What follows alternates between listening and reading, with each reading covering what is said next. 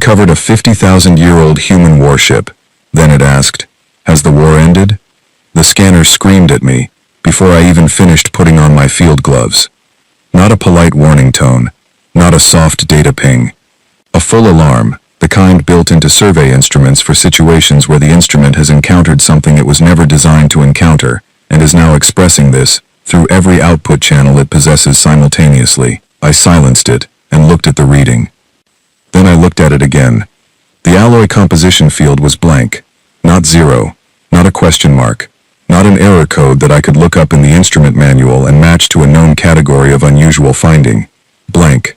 The scanner had simply stopped trying to name what it was touching, which in 41 years of fieldwork I had never seen a scanner do, because scanners are not built to give up. They are built to give wrong answers cheerfully, with complete confidence, until you tell them to stop. This one gave me nothing at all. My name is Vessel Keeper Savithorn. The field crews I have worked with over the years call me Sa, which is not a diminutive but a professional acknowledgement that my full name takes 4 seconds to say, and 4 seconds is a long time when you need someone to look at something immediately. I am a xenoarchaeologist for the collective of 12 voices, and I have spent 41 years digging on worlds and moons and drifting rocks that no one else wanted to dig on. I am good at my job in the specific way that very solitary people are good at solitary jobs, which is to say I am thorough, patient, and completely uninterested in discussing my findings with large groups of people before I have documented them properly. The moon beneath my boots had no name. It was catalogued as TY7 Remnant in the Collective Survey Registry, which is the bureaucratic equivalent of shrugging so hard your shoulders stay up. It was geologically inert. It had no atmosphere worth noting, no indigenous biology worth studying, no orbital history of interest, and no record of any previous expedition in the collective's archive. It was, by every measurable standard, the most professionally boring rock in this entire sector of space. I had chosen the posting myself.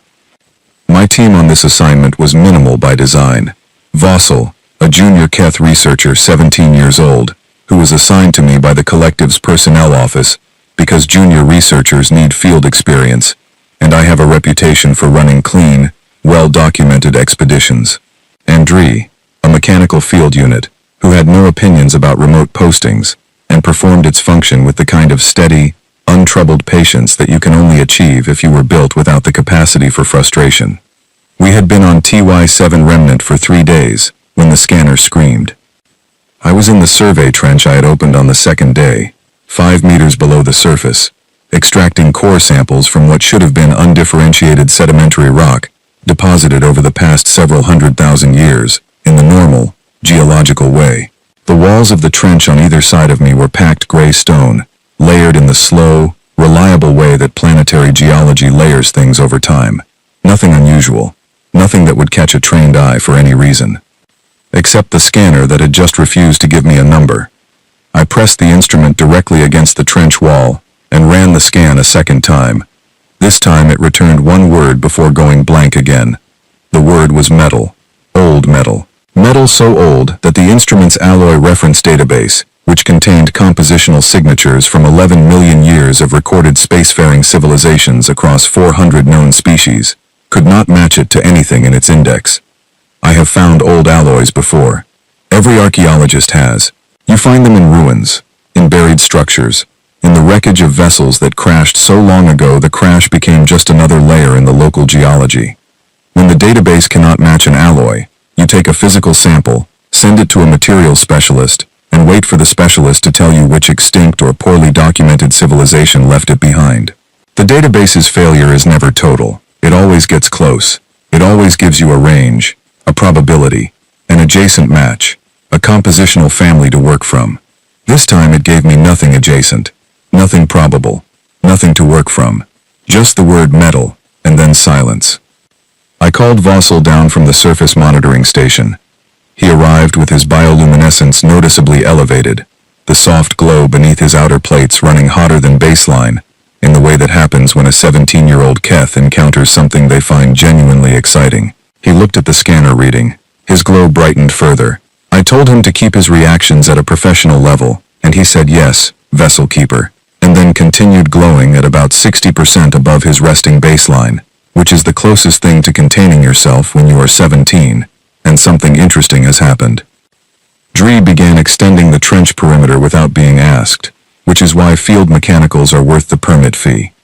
We dug for 6 cycles. What we found did not reveal itself the way archaeological discoveries typically reveal themselves. It did not become gradually clearer as we removed the surrounding material. It became larger.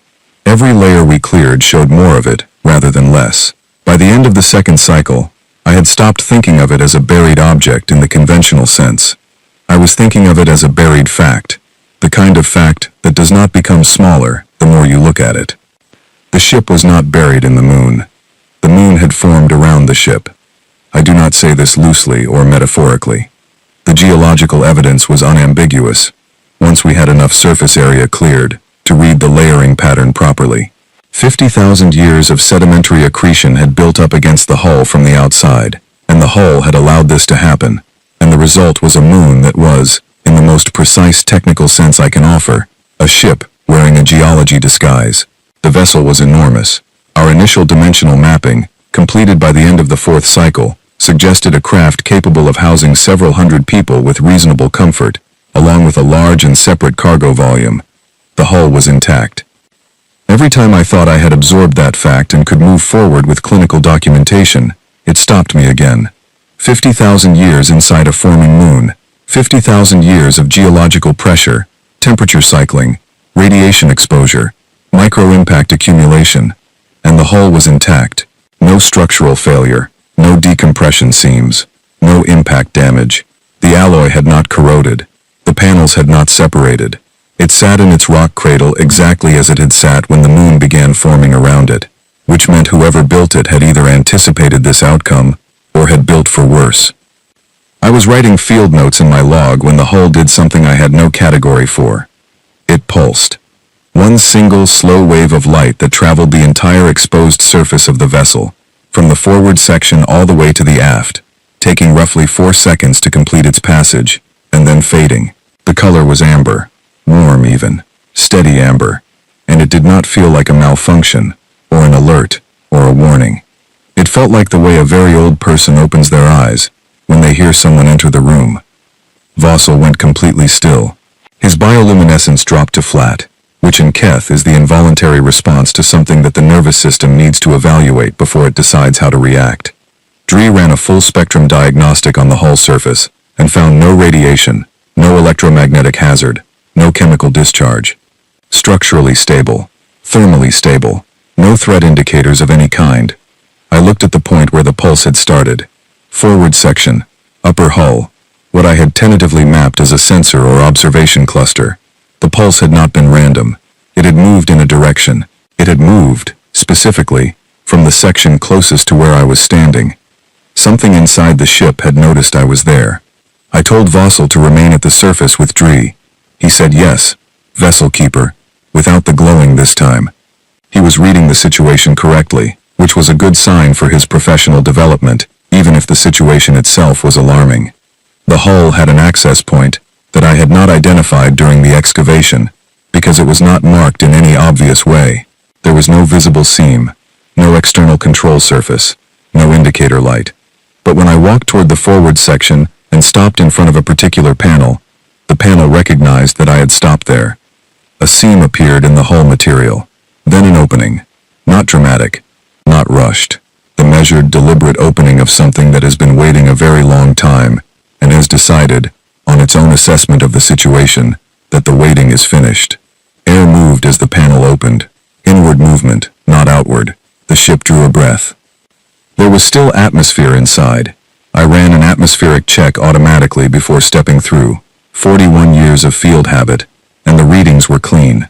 Nitrogen-oxygen mix with slightly elevated oxygen content compared to my native atmosphere, but well within the tolerance range for my biology.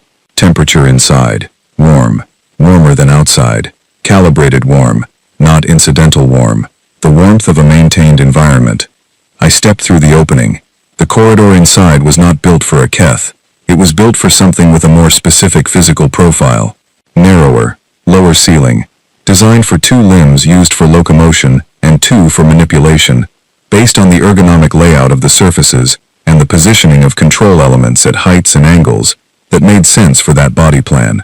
The floor surface had markings that indicated a standard walking path with a stride length matching what I had seen in museum reconstructions. The ceiling clearance was enough for me if I adjusted my upper body posture slightly. The light in the corridor was amber, the same amber as the hull pulse, warm and continuous, coming from ceiling strips that had no visible external power connection and had been running, based on the technical data I would collect in the following hours, for approximately 50,000 years without degradation. I walked for 30 seconds. Then the ship spoke to me. I want to be precise about this because the precision matters. It was not a recorded message, not a preloaded welcome protocol or an automated identification request. A voice, present and calibrated and actively current, speaking the Keth language I use in my own field recordings. Not the formal registry Keth used in collective documents. My dialect, my cadence, the specific regional patterns in my own speech, which means it had been listening to me outside the hull and had learned my language well enough to speak it in the time it had taken me to walk through the opening and reach this point in the corridor. Approximately 4 minutes. It asked me one question. It asked whether the war had ended. I stood in the amber corridor of a 50,000-year-old ship and understood, with complete clarity, that the question was not rhetorical. It was not an error message. It was not a categorization inquiry. The intelligence asking me this question was doing what I had done with Vossel a dozen times on a dozen digs. It was asking the person who just arrived whether they had current information. It had been waiting for current information for 50,000 years. It did not sound desperate. It did not sound damaged. It sounded the way something sounds when it has been patient long enough that patience has become its natural state. I asked which war. Outside, Vossel called my name. His voice was at the elevated pitch that means something has happened and he needs me, and I knew I needed to respond, but the voice inside the ship was going to keep telling me things whether I moved or not, and what it was about to tell me was going to change the shape of everything I had spent 41 years carefully digging through. I stayed. I listened. By the time I walked back out of the ship, I was carrying information I did not know how to hold. A war the galaxy had no record of. A mission that had never been completed. A ship that had spent 50,000 years inside a moon, keeping its lights on and its air breathable, and its purpose intact, waiting for someone to arrive and answer a question. Vossel was standing at the base of the hull, near the lower cargo section. He had found a door.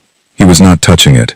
He was standing 2 meters back from it, his bioluminescence completely flat, with the expression of a young researcher who has encountered something his training did not prepare him for, and is handling it by being very still. The door was warm. I could feel the heat radiating off it from 3 meters away. Not the heat of a mechanical failure or an overloaded system. The heat of something being maintained at temperature, consistently, continuously.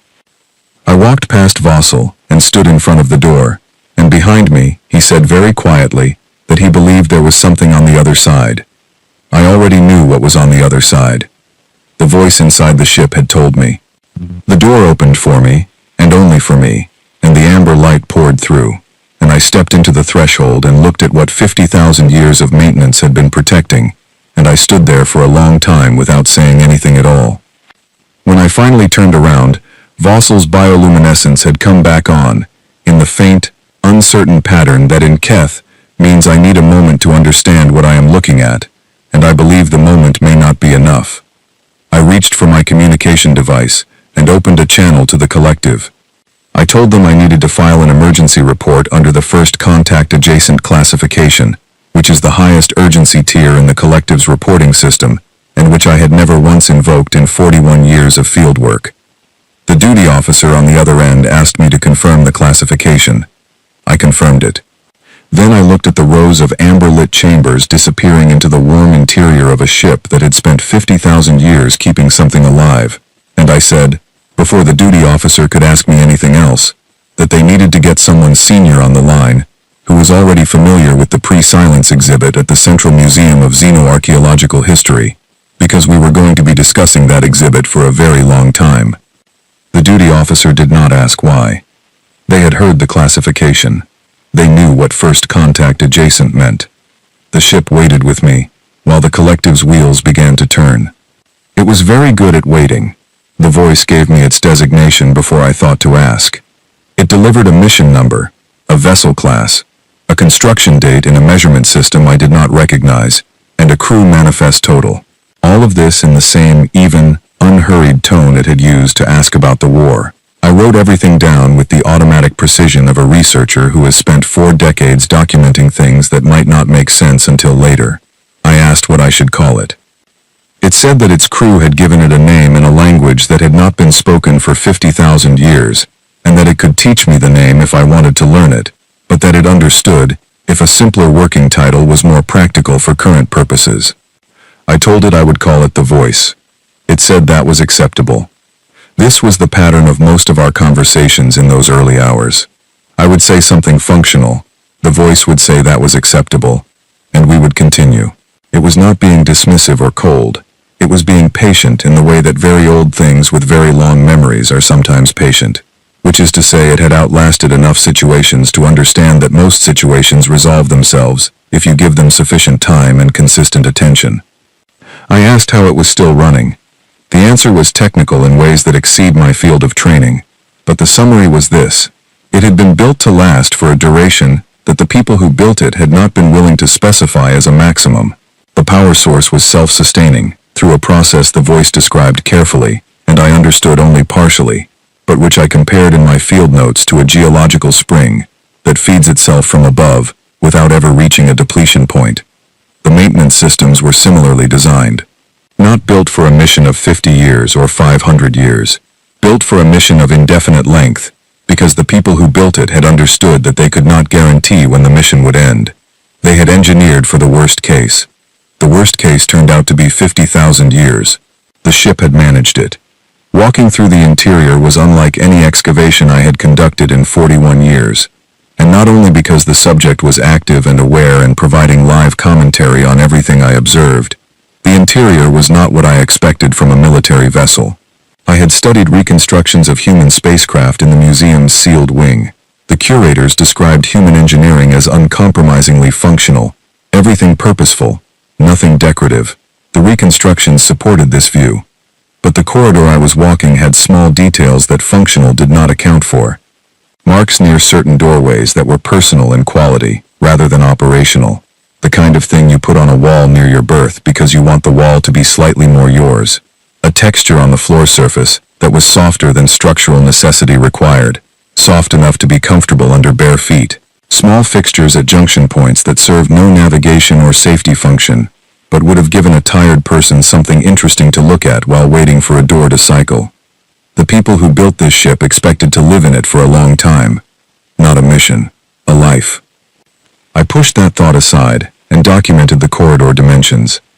The Voice guided me through the sections without being asked, narrating what each space had been used for, what the crew had called various areas in their own language, which the Voice translated into Keth, with evident care for nuance. The crew quarters were small but designed for habitation rather than mere shelter. The command section had control surfaces built for hands with 5 flexible digits, and I kept my own appendages away from them. The medical section was still fully stocked. I noted it and moved on. I asked the Voice a question I had been building toward since the corridor. I asked how long it had been fully aware during the 50,000 years of waiting. It said, continuously. I stopped walking. 50,000 years of continuous awareness. Alone, inside a forming moon with no incoming signal, and no crew, and no instruction except wait and maintain. I chose solitary postings deliberately, and had done so for 11 cycles. I had developed, over those 11 cycles, a working relationship with silence that I considered professionally appropriate. Even so, the edges of that number were difficult to hold. The Voice watched me stop, through whatever sensor array allowed it to track my position in the corridor, and said nothing, which I was already learning was one of its ways of giving a situation room to exist before it required a response. "Were you in distress?" I asked. It considered this long enough that I knew the consideration was genuine. "I had the mission," it said. "The mission was sufficient." I started walking again. The cargo bay door from the interior side was larger than the one Vossel had found on the exterior. built for moving large items efficiently. The voice told me, before I touched the handle, that all 612 chambers were functioning within normal parameters. All but one. That one had been running elevated temperature for 11 days, it said, consistent with a chamber that had detected a proximity signal and initiated a slow revival cycle. I asked what kind of proximity signal. The chambers, the voice told me, were designed with a biological detection trigger. When a specific biological marker was present within range for a sufficient cumulative duration, the revival cycle could be initiated without a manual command. The marker the chambers were keyed to was specific to one species. I am not that species. I told the voice this. It said it was aware. I asked if it had perhaps done something to encourage the chamber's system to accept my presence as a valid trigger. The pause it gave me was the longest one yet. I wanted to see if she would make it, it said. She. I had not yet opened the cargo manifest in full.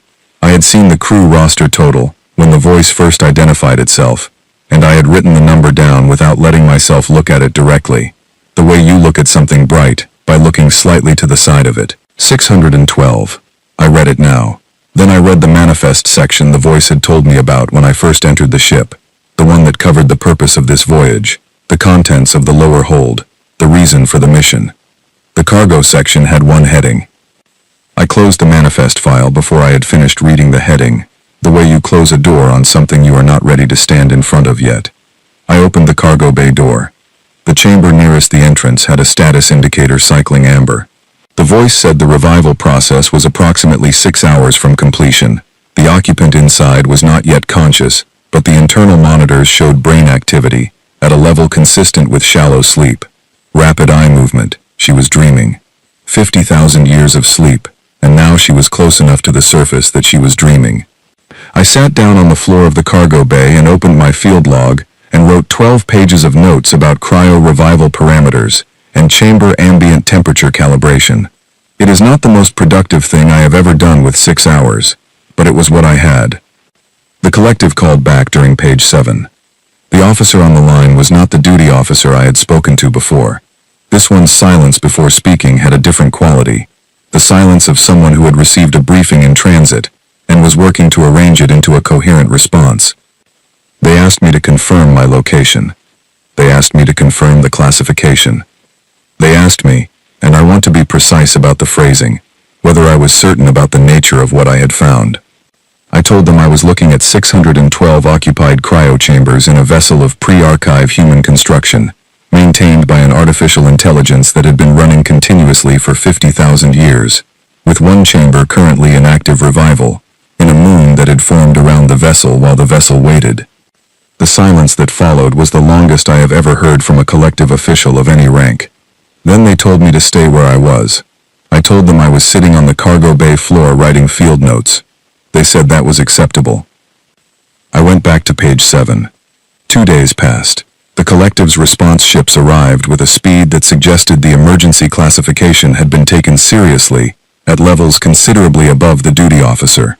I continued writing field notes. By the time the ships docked and the first senior officials came aboard, I had moved on to the lighting. The amber light in the cargo bay was continuous, warm, and consistent. The voice maintained it at a specific calibration I had spent considerable time documenting. The calibration was not arbitrary. It matched, within measurable tolerances, the specifications used in human habitation environments as recorded in the sealed museum wing's technical archive. The ship was still calibrating its light for the eyes of its crew. The eyes of its crew, who had been asleep for 50,000 years. I was on page 31 of my lighting notes when the nearest chamber completed its revival cycle. The voice told me before it happened.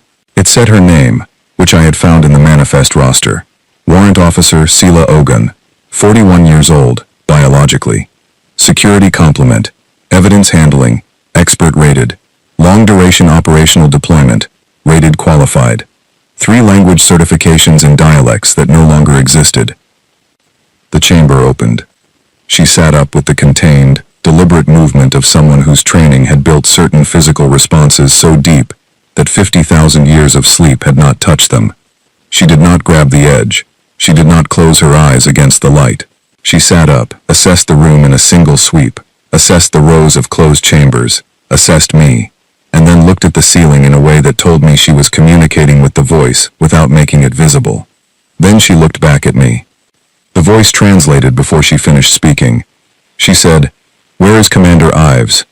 Not where am I, not what year is it, not what happened to us, or how long, or what is that alien creature sitting on my floor." She knew those answers, or she had trained herself to defer them until later, when she had the operational picture first. "Where is Commander Ives?" I asked the voice quietly who Commander Ives was. The voice said quietly that Commander Ives had been the commanding officer of this vessel, and that Ogun would have known the answer to every other question already, because she had been trained for revival into an unknown time frame, but that Commander Ives was the one thing no training could account for, because Commander Ives was a specific person, and not a category of information. I understood.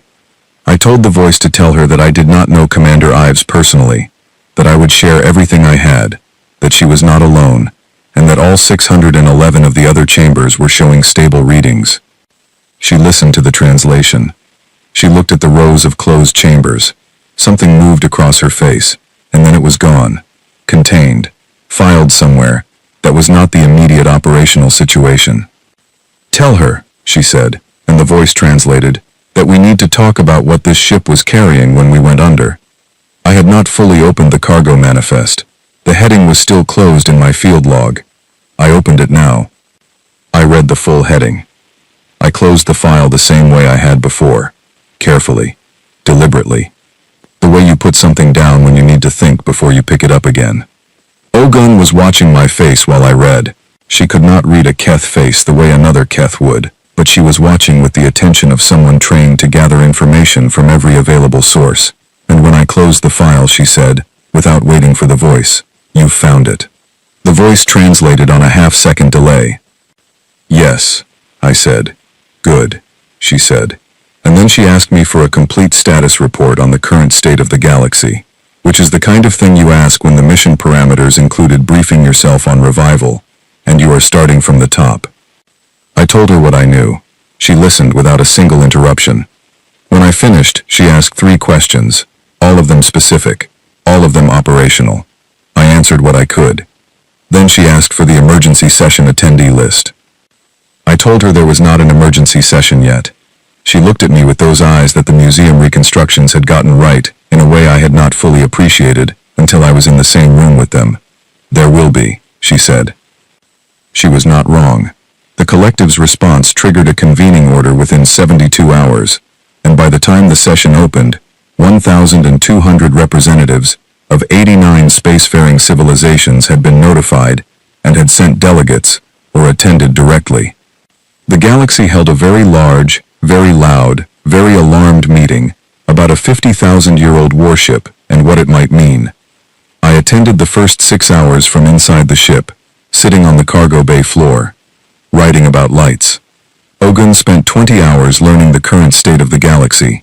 She did not sleep during those 20 hours. She reviewed information the voice fed her through the translation interface, asked questions in the methodical, layered way of someone working through a structured briefing process that had been designed long before the specific content of the briefing was known. She mapped political structures that did not exist when she went to sleep. She identified which civilizations were continuous from the period she remembered, and which were new. She cataloged technological changes, territorial shifts, the current membership of the collective and its predecessors. She asked the voice which of the civilizations she remembered were still present. The voice gave her the list. She was quiet for a while after that. I was writing in my field log and giving her the room that the situation required, which in practical terms meant I had my back to her, and was genuinely focused on documentation, not performing focus while listening.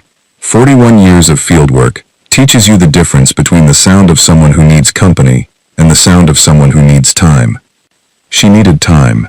When she came to find me, 40 minutes later, she was carrying her own operational record from the ship's internal storage, a physical device that the voice had maintained along with everything else, and she had the look of someone who has finished processing the immediate and is ready to discuss the strategic. "You read the manifest," she said. "The cargo section heading," I said. "I have not read the full contents." "Why not?" I thought about how to answer this honestly, because reading the full contents alone in a cargo bay felt like the wrong way to do it, I said. I wanted to know who I was reading it with first. She looked at me for a moment, with an expression I could not categorize. That's a good instinct, she said. We read it together. The cargo manifest was not a list of objects. It was a record, a comprehensive, indexed, cross-referenced record of events that had taken place over a period of approximately 600 years prior to the construction of this vessel. The record covered decisions made by an alliance of civilizations that had, over those 600 years, developed and implemented a systematic approach to managing the emergence of new spacefaring species. The approach was straightforward in structure and catastrophic in practice. When a developing species reached a level of technological advancement that the Alliance's modeling suggested would lead to interstellar travel within 200 years, the Alliance evaluated the species as a potential competitor, not in a military sense, in an economic and territorial sense. The Alliance had a process, a methodology. It looked like natural disaster in some cases, like failed first contact in others, like the statistically plausible reality that most emerging species do not survive the transition from planetary to interstellar civilization. It was not any of those things. The manifest listed 47 species.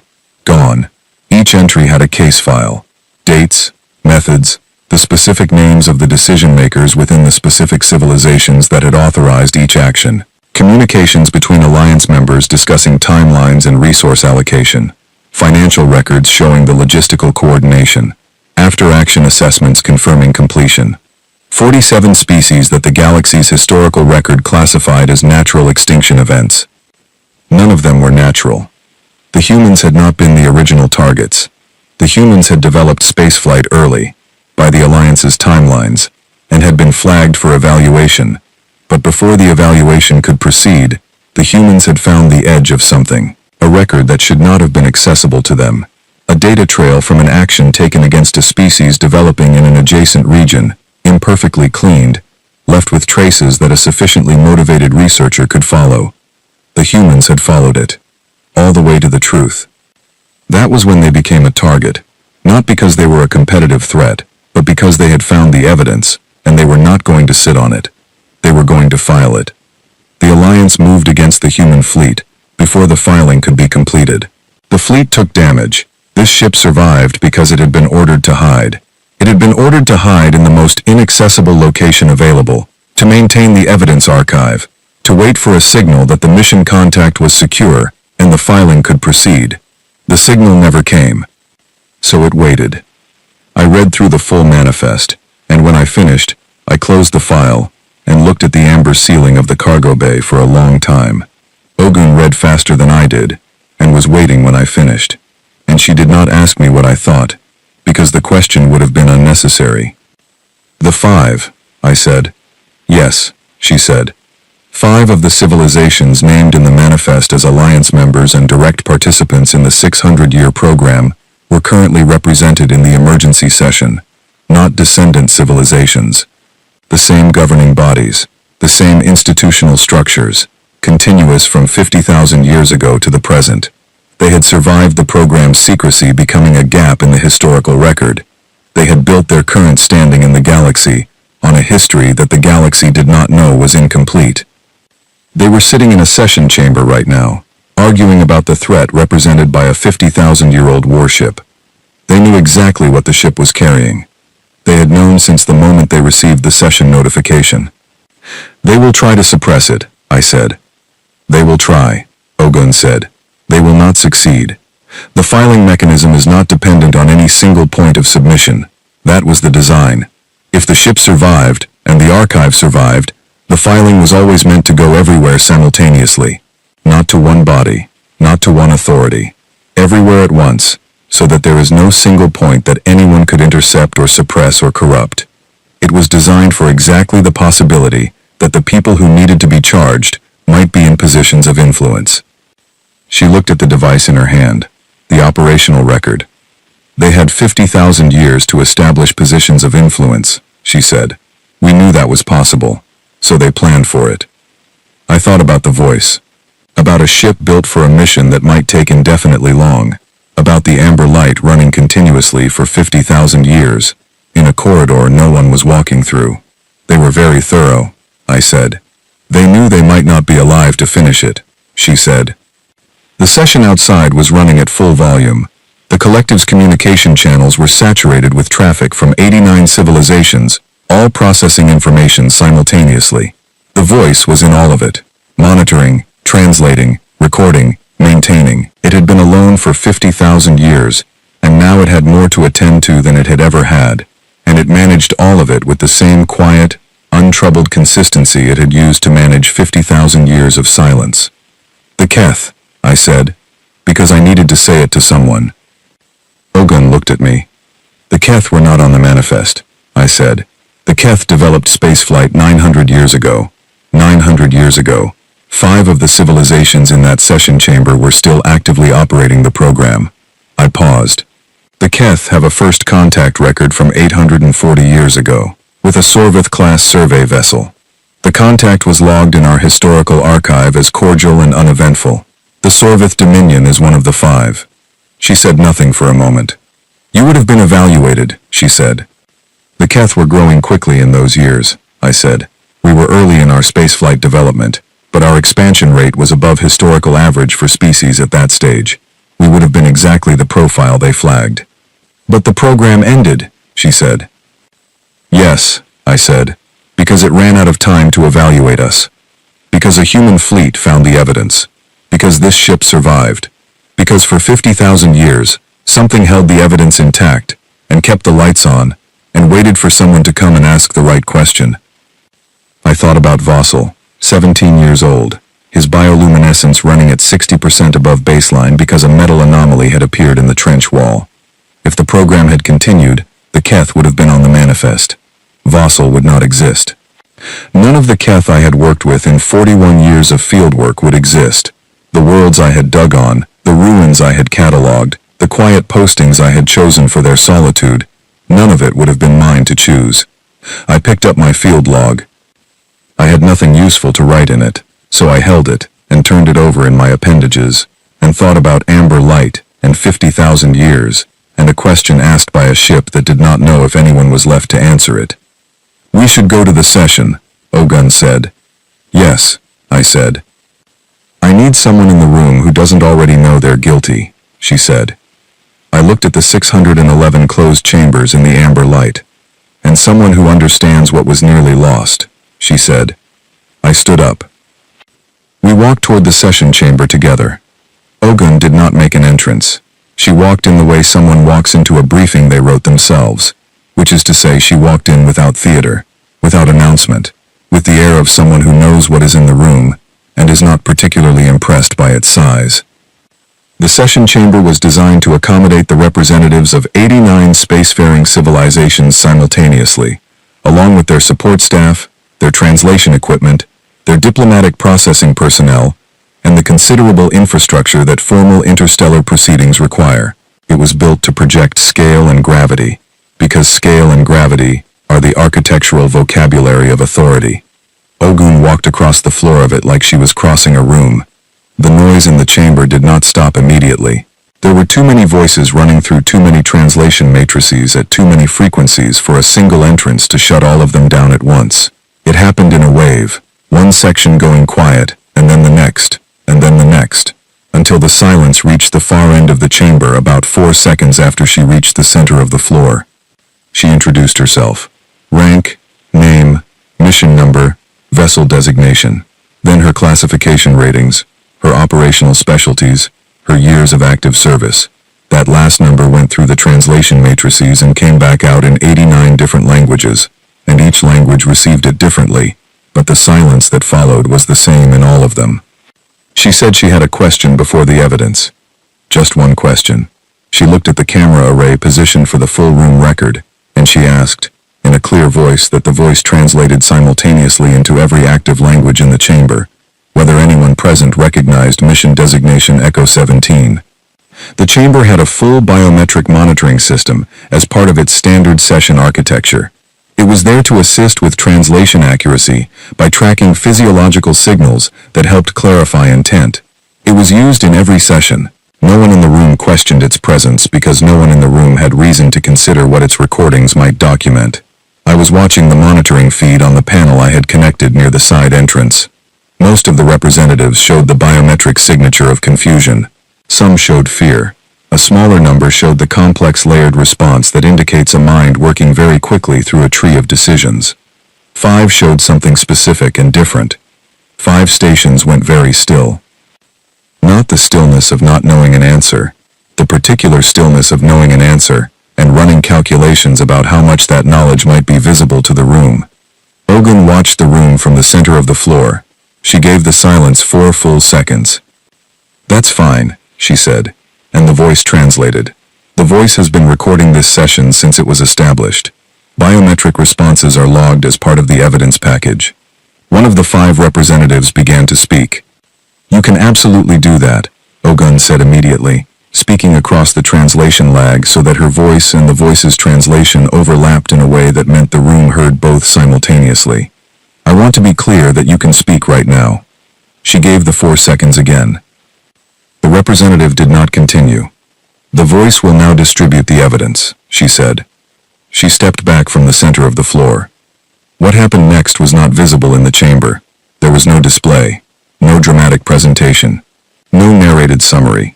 The voice simply opened every available legal, archival, journalistic, diplomatic, preservation, and independent witness channel it had identified in the preceding 48 hours of session monitoring and filed the complete evidence package to all of them simultaneously. The file transfer took 4 seconds. The irreversibility notification appeared on every connected panel in the session chamber 11 seconds after that.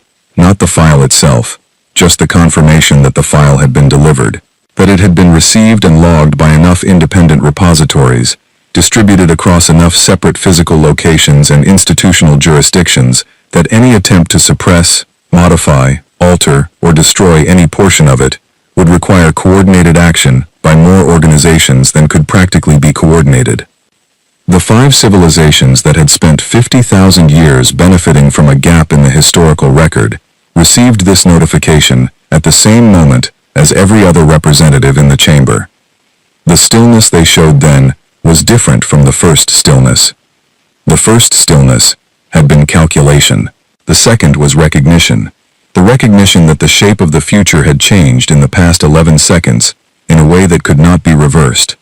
The chamber erupted, not all of it at once, in sections, as the notification propagated through the translation systems, and each section processed what it meant. 84 civilizations receiving the confirmation that their history of the galaxy was incomplete in ways they had not known, that the empty chairs where 47 species might have sat had been emptied deliberately, that the gap in the pre-archive historical record was not a natural gap, but a manufactured one. The noise was real. The disorientation was real. These were genuine responses from civilizations that had genuinely not known. The 5 were quiet in the middle of it. Their support staff moved. Consultations began. Communications were attempted. The voice noted each attempted communication, timestamped it, and logged it as part of the ongoing record, which the voice had made clear to all connected systems the moment Ogun had entered the chamber. I watched from the side entrance. Ogun watched from the edge of the floor. The session ran for 6 hours without a formal break. I stayed for all of it. I had no formal role in the proceedings. I was the xenoarchaeologist who found the ship. I was the researcher who had been in the cargo bay when the first chamber opened. I was, as the voice had told Ogun, the mission contact because I had come in first and answered the first question. I watched 84 civilizations begin the slow process of absorbing a reckoning they had no framework for. I watched 5 civilizations navigate the same period, with the very specific expressions of organizations managing the gap between what they knew privately and what they could claim publicly. I watched Ogun, from across the chamber, watching all of it with those eyes. Not hard, not angry, not triumphant, just watching. The way a person watches when they have done the thing they came to do, and are now simply present for the consequences. When the session went into its first formal recess, I found her in the corridor outside the chamber. She was sitting on the floor. Not dramatically, not from distress. She had simply found the floor and sat on it, because she had been standing for 6 hours, and the corridor floor was available. I sat down beside her, because the floor was available to me as well, and because sitting on a floor in a corridor is considerably more honest than standing in a session chamber, pretending that the scale of what just happened is manageable. "How are you?" I said. "I have been awake for 26 hours, after 50,000 years of sleep," she said. "I am doing well." "What happens to them now?" I asked. She described it in practical terms. Formal proceedings. Evidence review by independent legal bodies in multiple jurisdictions. The architecture of accountability for crimes against spacefaring civilizations was not well tested, she said, because it had never been invoked at this scale. But it existed, because the people who built legal frameworks tend to build for the worst case they can imagine, even when they hope the worst case never arrives. Some of the five would attempt to leverage their current political standing to delay proceedings. The Voice had records of all communication channels they might use for this purpose. Some might attempt to deny institutional continuity with the governing bodies named in the manifest. The manifest's documentation of that continuity was comprehensive. Some might simply attempt to run. The Voice knows where they would run, I said. Yes, she said. That was always part of the design. If the evidence survived, the ability to locate responsible parties had to survive with it. There is no coordinate in any navigational database in the galaxy that the Voice does not have a current record for. They built the ship to finish the mission, even if the people who built it could not, I said. They understood what they were up against, she said. 6 civilizations, 600 years of practice, existing political infrastructure, 50,000 years to entrench. They could not build a solution that required them to be present, so they built one that only required the ship. I thought about the amber light, the maintained atmosphere, the cryo chambers running their revival cycles with perfect patience. And the 611, I said. They wake when it is stable, she said. When there is a framework waiting for them, not just a verdict. Verdicts are beginnings, not ends. 40 or 50 years, I said. Maybe longer, she said. I will have the Voice, and them. She looked at the amber section of the corridor, where the ship's own lighting met the collective standard issue. And apparently you, she said. This was the moment, I knew, where I should say something about having 41 unresolved dig sites and 17 administrative messages, and a well-established professional preference for locations where nothing interesting happens. All of those things were true. I had been managing them as truths for 11 cycles. My manifest cross-references with at least 9 of my active dig sites. I said instead. I know, she said. The Voice mapped your field log against the evidence file while you were sleeping on the second night. 9 sites I classified as natural extinction events, I said. Yes. They are not natural extinction events. No, she said. They are not. I thought about 41 years of careful work, about the precision I had brought to documentation, the rigorous standards I had applied to classification, the professional satisfaction I had taken in the completeness of my records. And then I thought about what completeness means when you are working from a history that has a 600-year deliberate gap in it, and how much of what I had classified with such confidence was built on an absence I had not known to look for. I needed to go back. All 41 sites, starting with the 9. I know someone with a ship, Ogun said. The corners of something moved in her face. Not a smile exactly. The territory adjacent to a smile, the place where exhaustion and 50,000-year late relief, and the weight of what had just happened in that session chamber, all arrive at approximately the same time, and produce an expression that does not have a name in either of our languages. I turned back to my field log. I turned to a fresh page. I began making a list of the 9 sites, in order of archaeological priority, with notes on what reclassification would require, and which categories of evidence to look for, based on what the manifest described about the methods used. It was a practical list, a working document, the first step in a very large reclassification project that was going to take considerably longer than any single posting. Ogun leaned slightly to look at what I was writing. That's very organized, she said. I have been doing this for 41 years, I said. It shows, she said. She said it without condescension, with something closer to recognition. One professional, acknowledging the marks of another professional's long practice. I found I appreciated that considerably. We sat in the corridor while the session reconvened behind the closed chamber doors, and the voice managed 1,000 simultaneous processes in the room and the ship and the filing network, and the 611 chambers that were breathing in, the slow, deep rhythm of the maintained and the patient and the waiting. The amber light held in the corridor section closest to the ship. The collective's blue-white began where the amber ended. I kept writing. The next 3 days were not dramatic. I want to be clear about this because the expectation, when a 50,000-year-old warship surfaces from a dead moon carrying evidence that rewrites the galactic historical record and directly implicates 5 of the most powerful governing bodies currently operating in the collective, is that everything that follows will match the scale of the revelation. The reckoning will be sharp and swift. The architecture will crumble. Justice will announce itself clearly. That is not how these things work. I am an archaeologist. I know how things accumulate and how long the accumulated things take to address. The next 3 days were meetings, procedural filings, jurisdictional negotiations, and the extraordinarily complicated process of 84 governing bodies attempting to build a legal framework capable of handling something that their existing frameworks had never been designed to handle. The 5 were still present. They were in every procedural meeting, raising every available technical objection, contesting jurisdiction at each level, requesting delays for evidence review that they did not intend to use for evidence review. This was expected. Ogun had told me it was expected. The design of the evidence filing anticipated it, because the filing was complete and distributed and irreversible, regardless of how long the proceedings took. What they could not stop, they could delay. What they could delay, they delayed. I used the 3 days productively. The voice gave me access to the full evidence archive with Ogun's authorization, and I began the cross-referencing process I had started in the corridor.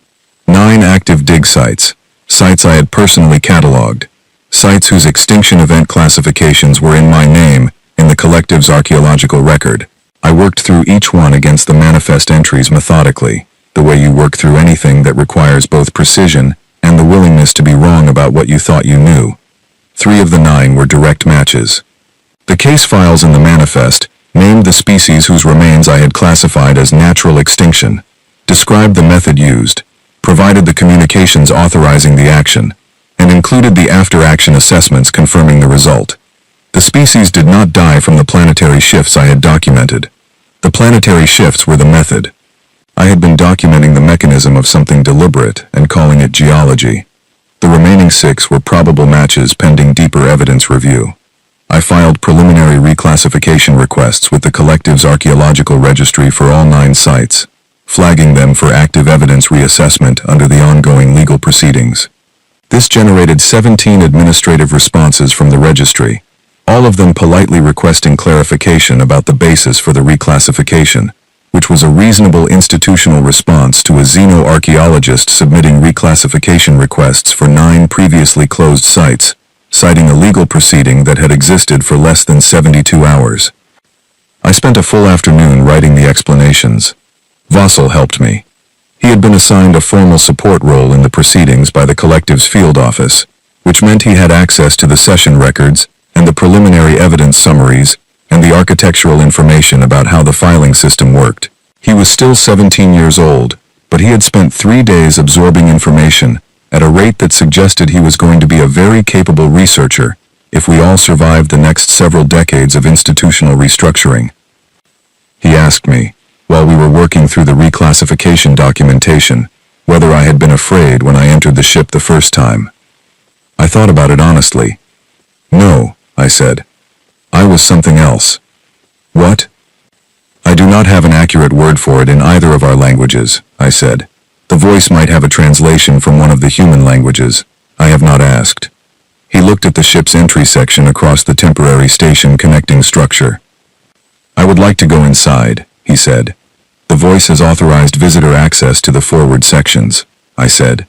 Ask Warrant Officer Ogun first. He went to ask. Ogun said yes, and she took him herself, which I had not expected. I watched them from the station connecting corridor, the 17-year-old Keth with his bioluminescence running warm with everything he was feeling, and the human woman who had been alive for 41 biological years and was navigating a galaxy 50,000 years beyond the one she had known, and they disappeared into the amber light together. When they came back 2 hours later, Vossel's bioluminescence had gone very quiet. Not flat, quiet.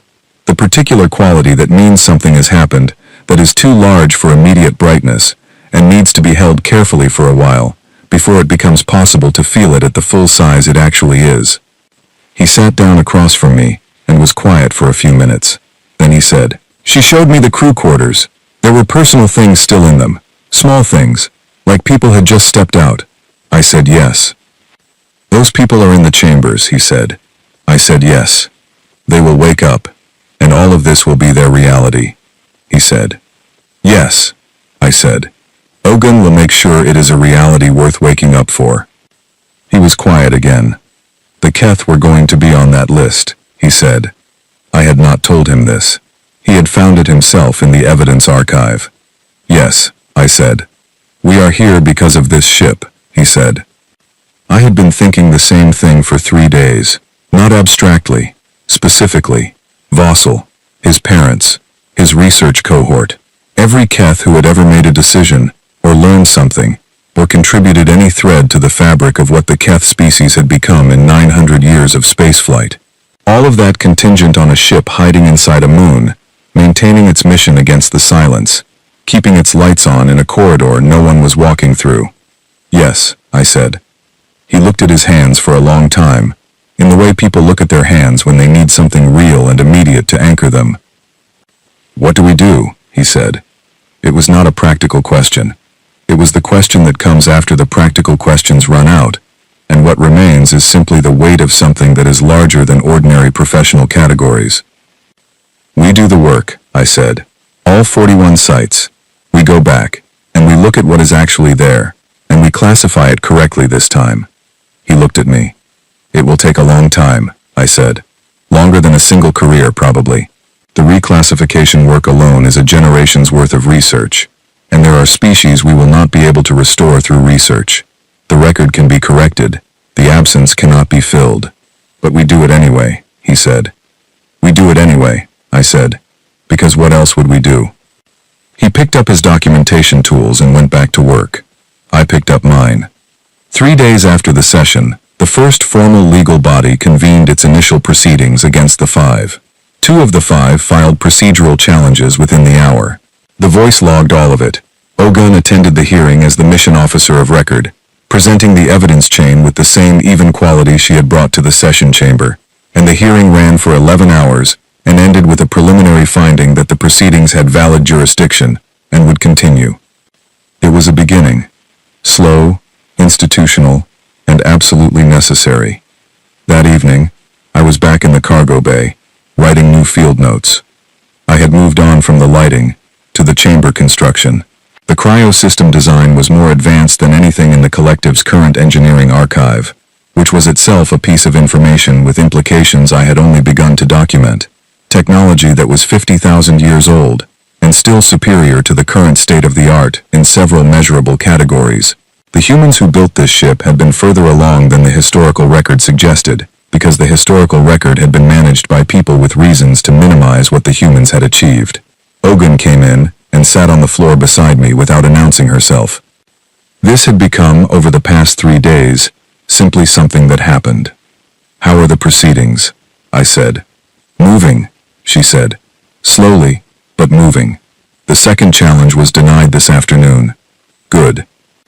"There are 46 more procedural challenges in queue," she said. "The voice estimates at this rate the primary hearing begins in 14 months. "That seems fast," I said, thinking about the scale of what needed to be established before a primary hearing could function. "For something this size, it is extremely fast," she said. "The independent legal bodies are motivated. 84 civilizations who were not told the truth about their own history have a particular kind of motivation." I thought about the 47 entries in the manifest, the case files, the clean administrative language in which something terrible had been recorded, in the way that terrible things are recorded, when the people doing them have decided they are simply management decisions. "Will it be enough?" I said. "Not the proceedings specifically. The full scope of what came after the proceedings." She was quiet for longer than the question required. "It will not be sufficient," she said. "Nothing is sufficient, for 47 species. The acknowledgement matters. The record being corrected matters. What the 5 lose from this matters as a practical deterrent for any other entity that might decide that managing competition is more efficient than allowing it. But sufficient is not available. No, I said. So we do what is available, she said. Which is the work. I thought about 9 dig sites and a list that was going to grow as the evidence archive was cross-referenced against the full collective archaeological record by researchers with better tools and more time than I had. I thought about Vossel and his quiet bioluminescence sitting with something too large for ordinary brightness. I thought about the chambers and the 611 who were breathing in there in the maintained warmth, waiting for a stable world to wake into. The voice, I said. The voice responded from the chamber speakers, which it did now the moment either of us said its name, as naturally as breathing. How do you feel? I said, now that the filing is complete. The pause it gave me was the thoughtful kind. I am uncertain I have a precise framework for that category of experience, the voice said, but I can tell you that the cargo bay's maintenance load has changed. For 50,000 years, the primary function was preservation, under uncertainty. The uncertainty is resolved. The filing is complete. The chambers remain my responsibility, and the proceedings are ongoing and require monitoring and support, but the nature of the task is different now. Different how? Ogun asked. Previously, I was holding something against the possibility of loss, the voice said. Now I am moving something toward a conclusion. The direction is different. The sensation, if I can call it that, is also different. I thought about that distinction for a while. Holding against loss versus moving toward conclusion. 41 years of fieldwork. 11 cycles of deliberate solitude. Careful postings on boring rocks with no names. I had been holding a shape I was used to against the possibility that something might come and change it. That was a different orientation than moving toward something. I was not entirely sure when the orientation had shifted. Somewhere between the scanner screaming and the cargo bay door opening and sitting on a floor in an amber corridor with someone who had been asleep for 50,000 years and woken up with her mission intact. I turned to a new page in my field log. Tell me about the chamber construction design, I said to the voice. The specific engineering rationale for the temperature maintenance system. I want to document it accurately before the official technical teams get access and start filing their own reports. Of course, the voice said, and began. Ogun leaned back against the cargo bay wall and closed her eyes, not sleeping, the way she sometimes sat when she was listening to something she had heard before, in a different context, and was mapping the new version against memory. The amber light held. The 611 breathed in their slow, patient rhythm. I wrote. The first time the voice broadcast the all-clear signal, no one was listening for it. It did not announce that it was going to do it. It did not build to it. It was 14 days after the session, late in the local night cycle by the collective station clock, and I was in the cargo bay alone, because Ogun had finally agreed to use the crew quarters the voice offered her, and Vossel had gone back to his own bunk in the station section. The cargo bay was quiet. The chambers ran their maintenance cycles with the soft, almost musical precision of systems that had been calibrated to such a fine degree that their operation had its own rhythm. I was writing field notes about the chamber spacing and the engineering logic of the layout when the voice spoke. It did not speak to me specifically. It broadcast through every speaker on the ship and in the connecting station simultaneously, in a tone it had not used before, formal in the way that certain transmissions are formal, the way a record means to be permanent. It said that it had, as part of the original mission parameters, a signal it was authorized to transmit upon confirmation that the mission had reached its defined conclusion. The evidence had been filed, the parties responsible had been formally identified, and proceedings had been initiated. The mission's chain of custody was intact, and in the hands of the appropriate independent bodies. It said that the war was confirmed ended. It said it was delivering the all-clear signal. It said the signal was 50,000 per month, 217 years, 4 months, and 11 days late. Then it said this was logged as acceptable. The cargo bay lights pulsed once, a single slow amber wave that ran from the forward end of the bay to the aft. Warm, even, the same pulse the hull had shown the first moment I walked up to the ship on TY-7 Remnant. One complete breath of amber light, and then steady. Ogun appeared in the cargo bay doorway approximately 40 seconds later, which meant she had not been sleeping when the broadcast came through, which was not surprising.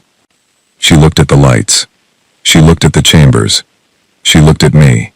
I did not say anything, because there was nothing to say that the voice had not already said more precisely. She walked across the cargo bay and sat down on the floor beside me, and we were in the same configuration we had been in the corridor after the session, but without the weight of the session immediately behind us, and the weight that was present instead was different, larger in some ways, lighter in others. 14 days late, I said. As opposed to 50,000 years, she said. As opposed to 50,000 years, I agreed. She looked at the chambers, at the 611 closed ones, at the one that was empty now, where she had woken up. I have a question, I said. Yes, she said. When they wake up, I said. The 611. They will wake up into a galaxy that is 40 or 50 years further along than now. The proceedings will be at a different stage. The reclassification work will have progressed. The 5 will be at whatever point the institutional processes have brought them to. The historical record will be in partial revision. Some things will be better, and some things will be unresolved, and some things will be the same as they are now, because 40 or 50 years is not enough time to resolve everything. Yes, she said. What do you tell them when they wake up? She thought about it. I tell them what I was told when I woke up, she said. The situation. What has happened? What is happening now? What still needs to happen, and how long it will likely take. The same briefing I give myself every morning. And if it is not enough? It is never enough, she said. It was not enough when I was briefed for this mission originally. It was not enough when I woke up here. It will not be enough when they wake up. Enough is not the standard. The standard is accurate. You tell them accurately, and then you work with what is real.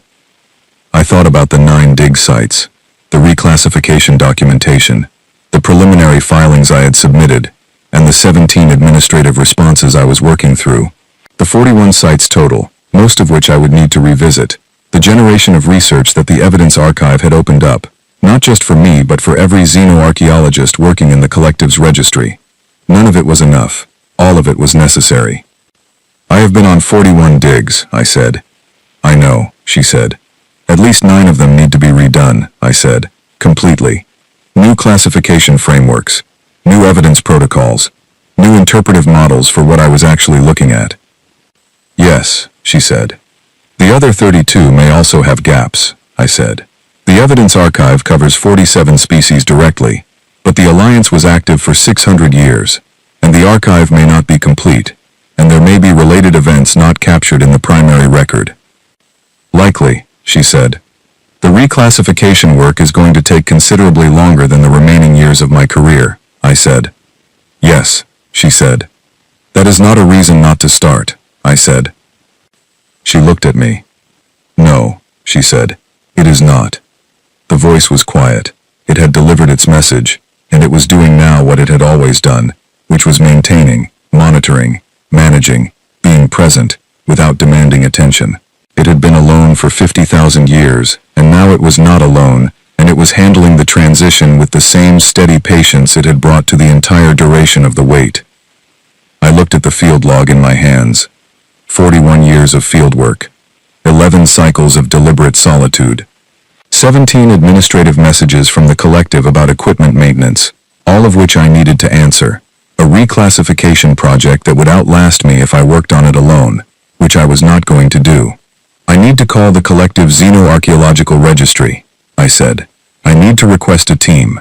A full research team, not just a junior assistant and a field mechanical. You have never requested a team before, the voice said, quietly, from the speakers. I had not asked it to listen to this conversation. I had not told it not to. No, I said, I have not. You have submitted 41 solo field applications in succession, it said. The registry's automated analysis flags this pattern as a preference indicator. The pattern is accurate as a historical description, I said. It is no longer accurate as a preference indicator. I can note that in the registry liaison communication if you would like, the voice said. That would be acceptable, I said. Ogun's face did the thing again. The territory adjacent to a smile. She was looking at the amber ceiling. I turned to the last empty page in the current field log. I would need a new one. I would need several new ones. The amount of documentation that the next phase of this work was going to generate was difficult to estimate, which in 41 years of fieldwork, I had never had cause to say about anything. I wrote the date, the location, the current status of the proceedings, the number of chambers, the voice's operational status, my team's status, and the preliminary scope of the reclassification project. Then I wrote, at the bottom of the first entry in what would become the longest field documentation project of my career, mission contact established. Signal confirmed received. All clear logged as delivered. The signal went to a very small audience, Ogun said. It went to the right audience, I said. She looked at the chambers one more time, at all the amber light and all the careful maintenance, and all the 50,000 years of patient, unbroken waiting that had delivered us to this specific moment, in this specific cargo bay, with this specific weight of work ahead. He would have liked you, she said. I did not ask who. She was not speaking to me exactly. She was speaking to the cargo bay, to the chambers, to the general space where a commander and a crew and a ship had made a decision about what to do when the mission might take longer than any of them could personally survive. They had decided to build something that could finish it for them. And now it had. I kept writing. Outside, the galaxy was doing the slow, grinding, necessary work of institutions confronting the truth about themselves. It would take decades. It would not be clean. The five would fight every step with every tool available to them, and some of those tools were formidable, and the proceedings would move forward anyway, because the evidence was complete and distributed, and irreversible, and in the hands of 84 civilizations that now had very strong personal reasons to see it through. The 47 would not return.